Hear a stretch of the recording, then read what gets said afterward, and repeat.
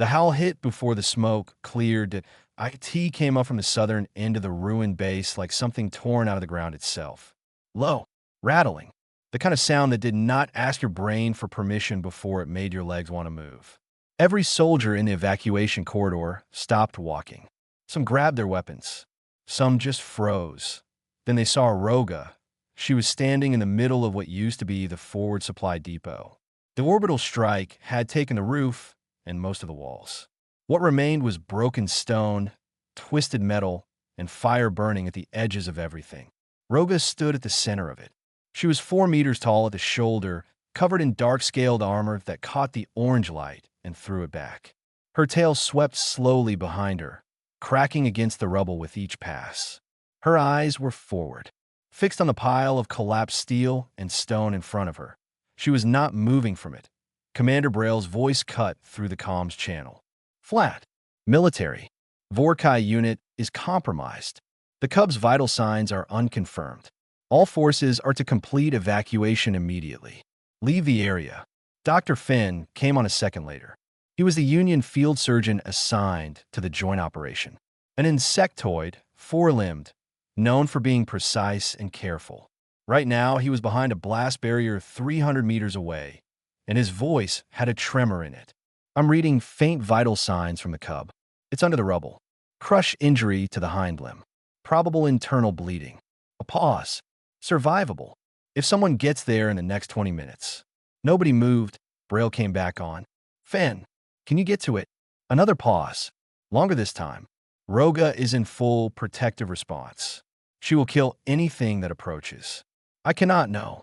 No, I cannot go in there. Sergeant Oladipo, standing 30 meters behind Dara, keyed his comm. All human units, fall back to the transport corridor. Now, move. Dara did not move.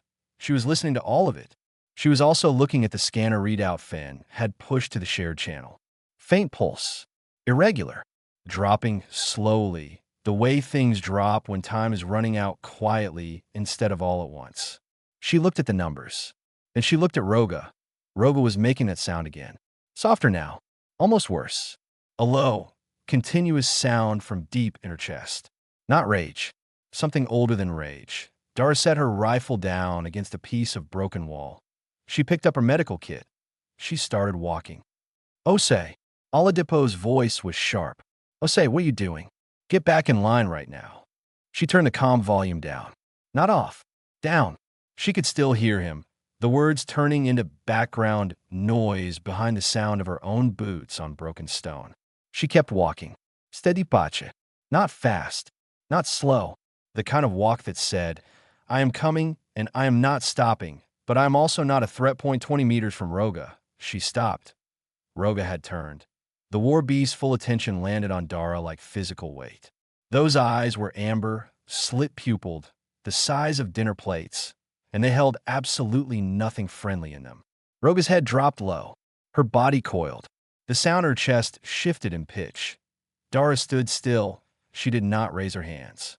She did not drop to her knees. She did not try any of the formal alien contact gestures they had all been trained on. She just stood there and let herself be looked at. Then she started talking, not in Vorkai language. She did not speak it. She spoke in her own voice, low and even, the same tone she used in field surgery when a patient was panicking and she needed them to slow down without frightening them further. She said ordinary things. She said she could see the Cub. She said she had a kit. She said she was going to walk closer now, and she needed Roga to let her. Roga did not let her. But Roga did not charge either. Dara took 3 more steps. Roga's head swung toward her. A sound came out of the war beast that was not the howl from before, and was not the chest rumble from before. Something between them. Something that sounded, if Dara was being honest with herself, like a question.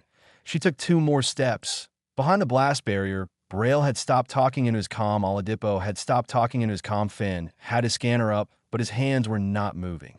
The soldiers who had frozen during the evacuation were still frozen. Everyone was watching the same thing, and no one had words for it yet. Dara reached in her kit, slowly, deliberately.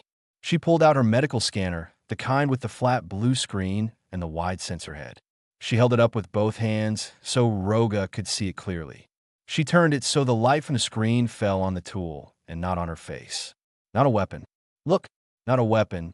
Roga stared at it. Then Roga shifted. Not much. Her body turned slightly to one side. A narrow path opened between the war beast and the rubble behind her. Not an invitation. Not exactly. But not a wall either. Dara walked through. She got her first look at Kiru, and her stomach dropped. The cub was buried to the mid-body under a collapsed steel beam and 2 layers of stone block. One hind limb was wrong in a way that did not need a scanner to confirm. The cub's breathing was shallow and fast, but breathing. Dara knelt down in the blood and the dust, opened her kit, and went to work. Behind her, Roga lowered her massive head. Close, watching every movement. The war beast's breath moved Dara's hair. Nobody outside the barrier breathed either. Braille watched through his scope. He had carried this scope for 11 years. He had used it in 4 wars and 2 conflicts that nobody had given official names to yet. He had seen things through it that he did not talk about. He held it now with both hands braced and his eyes steady against the lens, watching a human kneel in the rubble next to his unit's most dangerous asset.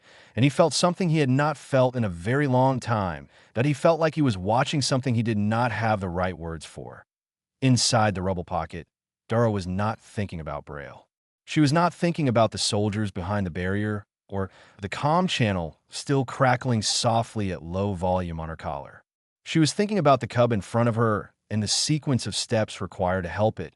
And she was thinking about Roga, who was 3 feet behind her and whose breath she could feel on the back of her neck. She ran the scanner over Kiru's body. The numbers came back, and some of them were bad. Crush injury to the left hind limb, confirmed. 2 fractures in the lower segment, 1 clean, 1 not. More pressing. The scanner was flagging internal pressure in the lower abdominal region. Bleeding, contained for now by the position of the rubble itself, which meant moving the beam too quickly would make things worse, not better. She needed to stabilize before she could extract. She reached in her kit and pulled out a field compression wrap. Vorkai scale size. She had been issued them as part of the Joint Operations Pack and had privately hoped she would never need them because nothing about using a compression wrap on a war beast cub, with the war beast standing behind her, felt like a good afternoon. She started applying it. Kiru moved, just a small movement. A flinch, a pulling back, the cub's body trying to protect itself from something unfamiliar. Dara went still immediately, kept her hands in contact but added no pressure. Waited. Behind her, Roga made a sound .1 sound. Short, directed at Kiru. The cub went still. Dara filed that away somewhere in the back of her mind and kept working. Her calm crackled. Finn's voice, quieter than before, like he was trying not to disturb something. Ose, I'm reading your scanner output. The internal pressure is coming from the splenic region. In Vorkai cubs, the secondary circulatory node sits higher than in adults, approximately 4 finger widths above where a human spleen would be. Got it, she said softly. The compression wrap placement needs to be higher. Yes, I am adjusting. A pause. You read the Joint Operations biology files. I read everything. She repositioned the wrap. Kiru's breathing changed slightly. Better. The scanner confirmed it with a small upward tick on the pressure reading. Not fixed. Helped. Now the beam. Dara sat back on her heels and looked at it. Steel, original roof support by the look of it. Long and heavy. One end was buried under a secondary stone collapse. The other end was what she could see, resting across Kiru's hind limb and lower body. She could not lift it. Not alone. It was simply not a thing a human body could do. She looked at Roga. Roga was already watching her. Dara pointed at the beam. She mimed a lifting motion with both arms, slow and clear. Then she pointed at Roga. Roga did not move. Dara did it again. Point at beam. Lifting motion. Point at Roga. Then she pointed at Kiru. Held the eye contact, a long pause. The kind of pause that had weight in it. Then Roga moved around her. Not fast. Careful. In the way that something very large can be careful when it chooses to be. The war beast placed one massive forelimb against the side of the beam. Dara watched where the limb connected and mapped the angle. Okay, she said. Slow. Slow. Roga lifted, the beam shifted. Kira made a sound, and Roga's whole body tensed, and for 1 second Dara thought the war beast was going to drop it. Drop everything, react to the cubs pain the way every parent's instinct screams at them to react. Hold, Dara said. Clear. Firm. Not a request. Roga held. Dara moved fast. She got her hands under the freed limb, got the second compression wrap in place, sealed the field dressing over the worst of the surface damage. Down, she said. Slowly. Slowly. The beam went down. Away from Kiru this time. Kiru's breathing deepened. Just slightly. Enough. Dara realized her own hands were shaking. She pressed them flat against her thighs for 3 seconds until they stopped. Then she went back to the scanner. Behind the barrier, Braille lowered his scope for the first time in 20 minutes. The soldier standing next to him said nothing. There was nothing useful to say. They both just stood there watching a human run field surgery in the shadow of a HFY War beast who was not moving, not threatening, not doing anything except watching every single thing the human did with those amber eyes. Fenn's voice came through again. Very quiet. She's good, he said. To no one in particular. Nobody disagreed. Dara talked while she worked. IT was an old habit. She had picked it up in her first year of field training from a senior medic named Awo who had told her, talk to your patient. Not because they always hear you, because your voice tells your hands what speed to move at. Keep your voice calm, your hands stay calm. She had never stopped doing IT.so she talked. She told Kiru what she was doing step by step.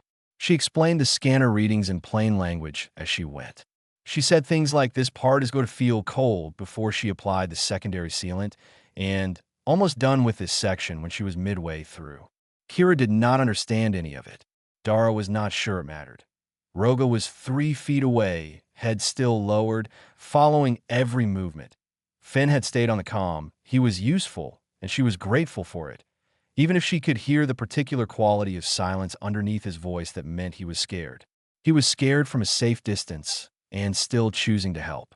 That counted for something. The secondary organ cluster is going to be the problem, he said. I'm reading elevated markers. If the impact caused any rupture in the cluster membrane, you'll see her readings spike and you won't have much time. How much time? 8 to 12 minutes before the pressure becomes irreversible. What's the intervention? A pause that was slightly too long. It's a field drainage procedure. I have never performed it on a live Orkai. The documentation exists for post-mortem study purposes. Dara absorbed this. Walk me through it anyway. In case. Oh, say, in case, Fenn. He walked her through it. She listened, kept her hands moving on the current work, and stored the steps. Humans were good at that. Storing things in the body, in the fingers, even when the brain was busy elsewhere. Owl had told her that too. Your hands can learn things your mind hasn't finished thinking about yet. Kiru's eyes opened. IT happened without warning. 1 second the cub was still, and the next those amber eyes, smaller versions of Roga's, were open and directly on Dara's face. Kira made a sound, weak and confused but loud enough. The cub's body tensed and began to pull away, a blind instinct to get away from the unfamiliar thing so close to it. Dara went still. She did not pull her hands back. Pulling back quickly would be worse. She just stopped and held position and kept her voice running. Easy, easy. I'm not going to hurt you. I know I look strange to you. I know. It's okay. Stay still. Roga made a sound. Point 1 sound. Short, low, directed precisely at Kiru. An instruction. Clear even across the species barrier. Kiru's tension did not fully leave, but the pulling away stopped. The cub looked at Roga. Then, slowly, back at Dara. Dara looked up at Roga. The war beast was watching her. Thank you, Dara said. Roga did not understand the words. The words did not matter. The tone landed. The war beast looked at her for a long moment, and then dipped her massive head, once slow and deliberate. IT was not submission. It was nothing close to submission. It was recognition. Dara went back to work. The scanner spiked 6 minutes later. The numbers jumped hard and fast, the secondary organ cluster markers climbing into the red. Dara saw it and felt her chest compress, the specific feeling of a situation escalating while your hands are already full. Fenn, I'm seeing the spike. I see it too. His voice had gone flat and precise. Fear had done what it sometimes does, tipped over into focus. You need to do the drainage procedure. Left lateral side, low on the ribcage. Third intercostal space for Vorkai cubs, which is higher than I'd expect. Yes, she found the right tool in her kit. Modified drainage needle from the Joint Operations Pack, Vorkai appropriate gauge. She had looked at it exactly once during the original kit assignment and thought, I hope this stays in the bag. She uncapped it. She found the intercostal space with her fingers first, the way Awo had taught her, don't trust the scanner alone, trust your hands. Found the third space. Felt it confirm under her fingers. Angle? She asked. Finn told her. She placed the needle and performed the drainage. Kira made a sound, and Roga made a sound, and Dara did not look up from her hands. She kept the angle, kept the pressure even, watched the drainage indicator on the tool, and waited. The scanner stopped climbing. The numbers plateaued. Then, slowly, began to come down. Dara sat back. She realized she had been holding her breath. She let it out, slow and quiet. Roga lowered her head until her snout was close to Kiru's face and made a continuous, very soft sound. Kiru's eyes were closed again. The cub's breathing was smoother than it had been since Dara arrived. Not stable, not safe, but smoother. Readings are improving, Finn said. His voice had something in it that was not quite professional. Whatever you just did, it worked. Dara looked at her hands, covered in dark blood, Vorkai blue where it had dried at the edges. She flexed her fingers once to make sure they were still steady. They were. She started preparing for the next stage. Her hands had been moving for over 40 minutes. The adrenaline that had carried her through the first part of it was thinning now, and she could feel the real weight of things settling in underneath. The tiredness in her shoulders, the small cuts on her palms from the rubble she had knelt on without noticing. The way the smoke still sat in the back of her throat. She cataloged these things and set them aside that Kiru's readings were better. Not good, but better. The drainage procedure had bought time. The compression wraps were holding. The surface wounds had been cleaned and sealed. What the cub needed now was real surgery, a real facility, real equipment. All Dara had done was keep Kiru alive long enough for those things to become possible. That was what field medicine was. You kept the door open.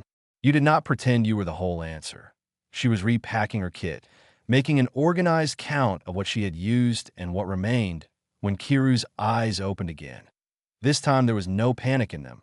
The cub looked at her, tired and hurting and very young, but not afraid in the sharp, thrashing way from before. Just looking. Dara looked back. Hello, she said. You're doing well. I know it doesn't feel that way, but you are. Kira made a small sound. Barely anything, but it was directed at her. Not a threat, not a flinch. Something smaller and quieter than either. Roga made a sound in response. Low and steady. And Dara had heard that particular sound enough times in the last hour to understand its function even if she could not translate it. It meant, be still. It meant, you were safe. It was the sound Roga made when she was telling the cubs something true. Dara thought about her younger brother, who had broken his arm falling from a fence when he was 7. She thought about sitting next to him in the medical center, talking about nothing at all, just so he had a voice in the room while he waited for it to stop hurting. She thought about how that was the whole job. Sometimes, not the technical part, the being their part. She looked up at Roga. She's going to be okay, Dara said. I think she's going to be okay. Roga stared at her. Those amber eyes did not blink. Dara held the gaze. She did not look away, and she did not add anything else. She just let the words and the tone sit in the air between them. Roga's head came down. Slowly. The motion was massive and controlled, and the snout came to rest at Kiru's side, and the war beast made that low, continuous sound again, and something in the whole shape of Roga changed. The coiled, explosive readiness that had been in every line of that body since Dara first saw her. It was still there, but underneath it, something had shifted. Finn spoke. He had been quiet for several minutes. I've been practicing surgical medicine for 30 years, he said. His voice was careful. I want to record, for whatever report follows this, that I am witnessing something I do not have a professional category for. Dara almost smiled. Put it in as a footnote. I intend to put it in as the main text. Her calm crackled. Oladipo this time. He was not shouting. He had stopped shouting about 20 minutes in and had not gone back to it. Ose. Status report. She gave it. Clean and quick. Cub's current readings, interventions performed, estimated window for transport, what she needed next. Her voice sounded like someone who had been doing this for years, which she had. Oladipo said, "Copy that." Nothing else. Just copy that. She appreciated the economy of it. The scanner flagged a new reading. Minor. A secondary fluid indicator beginning to creep upward. Not the crisis the last one had been, but something to watch. She adjusted the position of one of the wraps by 2 centimeters and watched the indicator settle. Roga watched her do it. Dara had noticed something over the past hour. Roga was not simply tolerating her presence. The war beast was watching with a quality of attention that felt like something more than threat assessment. More like studying. The same careful way you watch something you're trying to understand. She thought about what it must look like from Roga's side. A creature less than a quarter of Roga's size, strange-smelling, soft-skinned, moving around the cub with small tools and making quiet sounds. And every time Roga looked at the scanner readout that Dara held up to show her, the numbers had been moving in the right direction. Trust was too large a word for what existed between them right now. But something smaller than trust and more honest than nothing. Something functional. Something real. "We need to talk about transport," Finn said. "The medical shuttle is holding at Grid 7. They will not approach the area while Roga is present." Dara looked at the cub, looked at Roga, thought for a moment. "I'll figure out," she said. She said it the same way she said everything else. Like it was simply the next step in a sequence. Braille filed 3 separate reports before the situation was resolved. The first one he discarded because it read like fiction. The second one he discarded because it was too short and left out things that he was increasingly certain mattered. The third one he sent. And even then he stood looking at the sent notification for a long moment, thinking that his superiors were going to read it and question his fitness, that he could not help that. He reported what he saw. That was all he had ever known how to do. What he had seen was this. A HFY War beast, 11 years of combat service, decorated twice for field performance.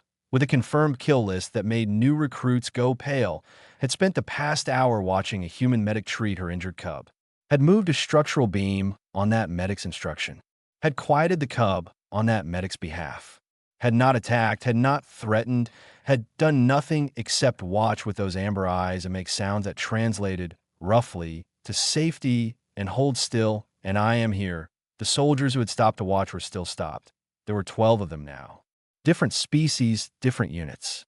A pair of Solari scouts who were known to keep careful distance from Vorkai on principle.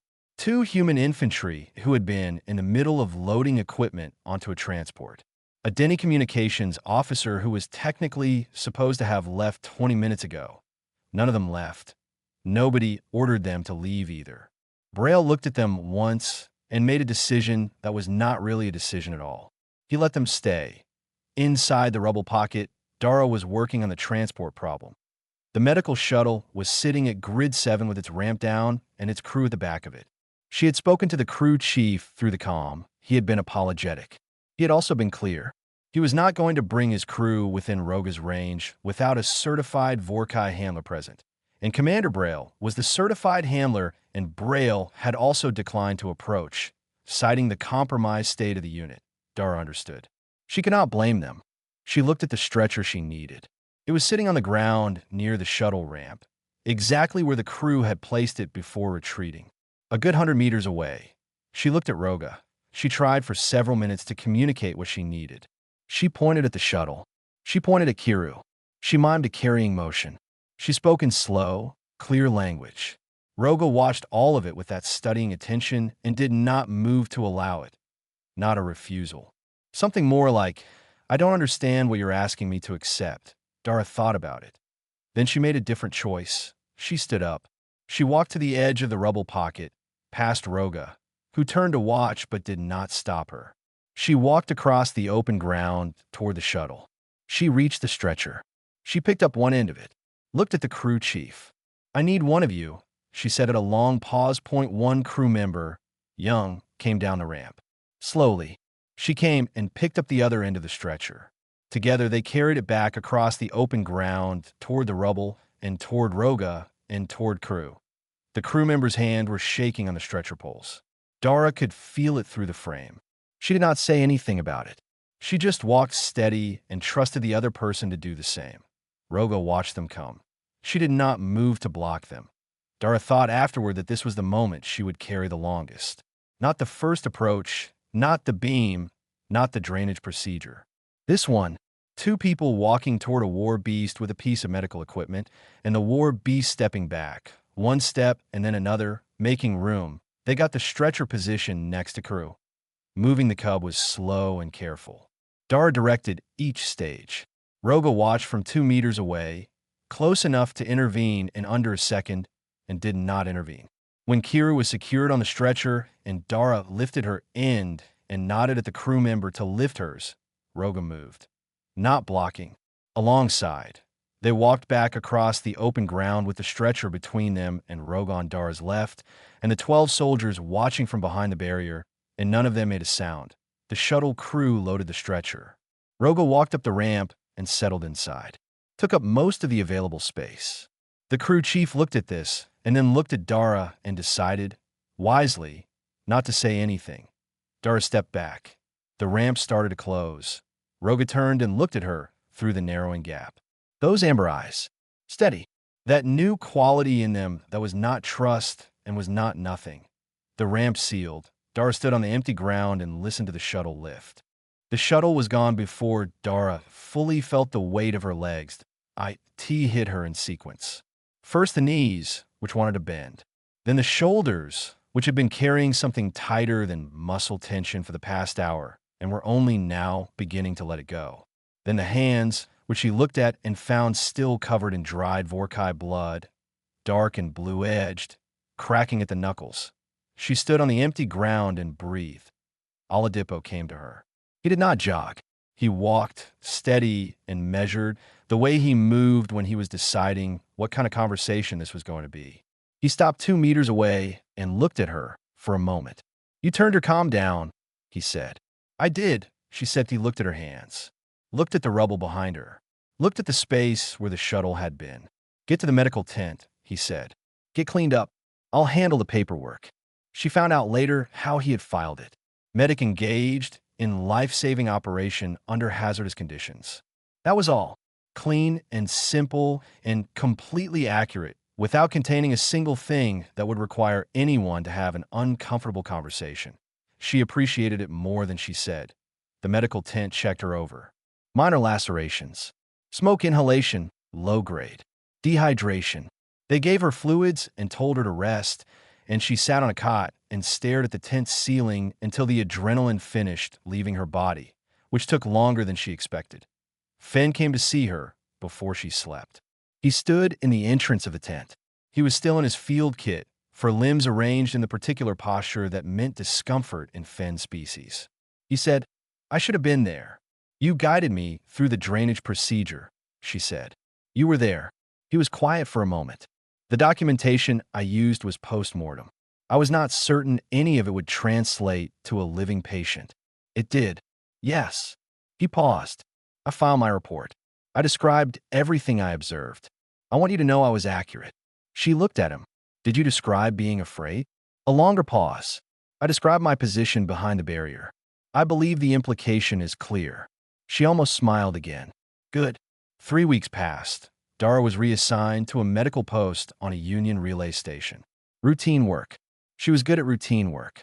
She liked the steadiness of it, the way each shift had a shape. She had not talked much about Dervin 6. When people asked, she gave brief answers. What was there to say that translated cleanly? On the 23rd day, Commander Braille appeared at her station. He was in full Vorkai military dress. He stood in the corridor outside her post and waited until she came to the door. He was a large being, formal in the way of his people, which meant that very little showed on the exterior of him. He looked at her for a moment. The cub lives, he said. She felt it move through her chest. That's good to hear. Full recovery is expected. The hind limb will carry some permanent scarring. He paused. Roga was informed of your role in the outcome. Dara waited. She already knew, Braille said. She had known from the beginning. He reached into his carry kit. He took out a small package, plain wrapping, no markings. He held it out to her. This arrived at my unit's command post addressed in a manner that indicated it was for you. I was asked to deliver it. She took it, that he left without further ceremony. She respected that about him. She opened the package at her desk. Inside was a single scale. Vorkai scales were dense and smooth, edged with a geometry that looked geometric up close, overlapping patterns that serve as armor across the living body. They shed them rarely. The documentation on Vorkai cultural practice, which Dara had read in the same sitting as the biology files, noted that scales were offered only in acknowledgement of a bond, not gratitude. Gratitude was too small. Bond was the specific word the documentation used. This one was dark as space on the surface. When she tilted it toward the light, it showed deep green underneath, the color of something alive, and very old. It was the size of her palm. She held it for a while. She thought about the moment when Roga had dipped her head in the rubble, slow and deliberate, and what that motion had meant even without any shared language to confirm it.